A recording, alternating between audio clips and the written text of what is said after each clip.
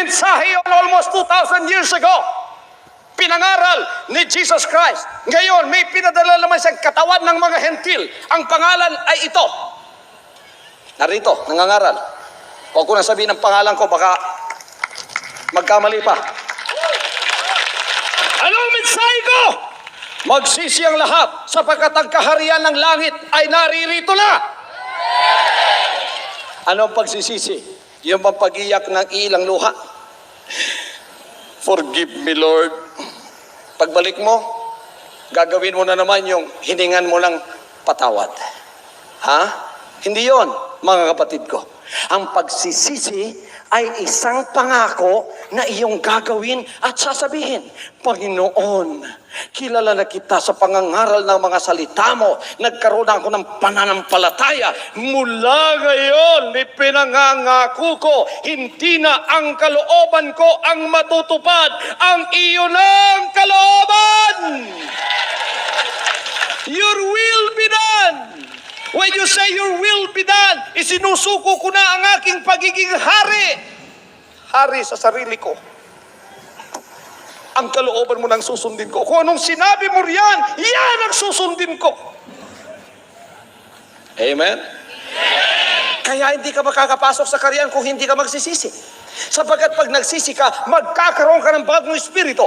Yung dating espiritu na sumusuway sa kalooban ng Diyos, na tinatawag nating spirit of disobedience, aalisin ng Diyos at bibigyan ka ng isang bagong espiritu. Ang pangalan ng bagong espiritu, spirit of obedience.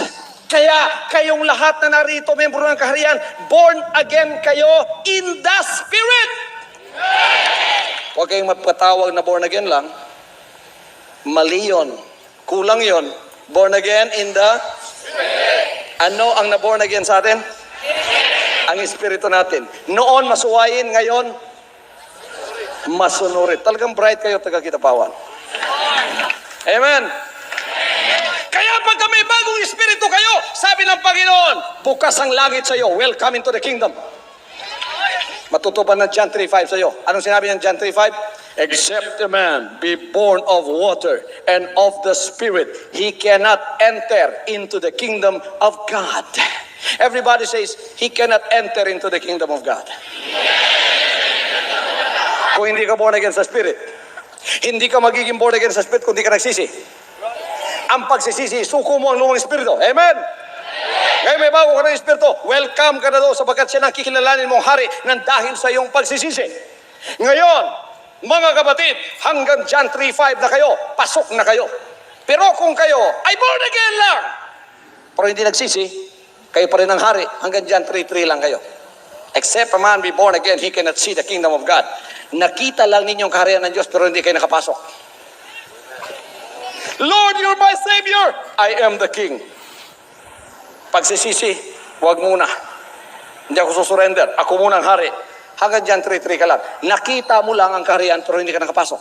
Ang kaligtasan ay wala sa pagkakita, nasa pagpasok. Sino gusto pumasok? Kayong lahat na nagsisi, kasama ko sa kaharian, pumasok na kayo. Arka ng inyong kaligtasan yan. Sinabi ng banal na kasulatan, as it was in the days of Noah, so shall it also be in the coming of the days of the Son of Man. As it was in the days of Noah. Pinagawa si Noah ng arka. Sinugo siya ng Panginoon, gumawa ka ng arka. Dahil darating na judgment, Noah. At papasukin mo lahat ng gustong pumasok. At ang lahat ng mga hayop, papapasukin ko rin. At ang pamilya mo na tumulong sa iyo, makakapasok. At ang lahat ng papasok, maliligtas. Tingnan ninyo, 8 lang nakapasok, pati yung mga hayop na lahat pinapasok ng Panginoon. Sino nagbigay ng utak ng hayop para pumasok sa arka? Ang Panginoon, sapagat siya ang may-ari ng lahat ng utak. Ngayon mga kapatid, bakit ito'y pinapahayag sa inyo? Sapagkat mahalaga sa Panginoon ang inyong kaluluwa. Sekundary lang ang inyong hiling. Ang pinakamahalaga, ang hiling ng inyong mga kaluluwa.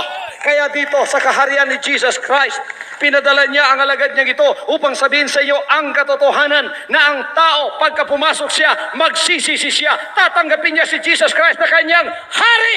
Hindi lang Panginoon kundi hari. Lahat ay magsabi, tatanggapin ko ang Panginoon.